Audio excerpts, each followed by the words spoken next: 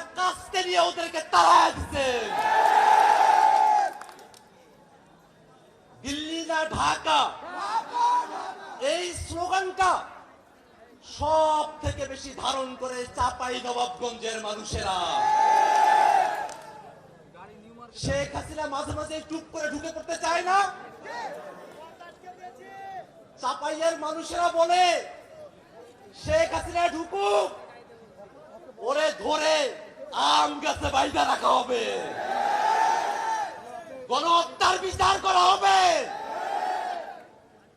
বাংলাদেশের মানুষের উপরে দীর্ঘ সময় ধরে এই আওয়ামী লীগ, এই ফেসিবাদী, এই স্বৈরাচারীরা যে নির্মম নির্যাতন করেছে, সেই নির্যাতনকে সায় দিয়ে দিল্লির সরকার বাংলাদেশের সীমান্তবর্তী এলাকাগুলোতে, এই চাপাইতেও মাঝে মাঝেই তারা চাপাইয়ের মানুষদেরকে সীমান্তে এসে গুলি করে হত্যা করেছে।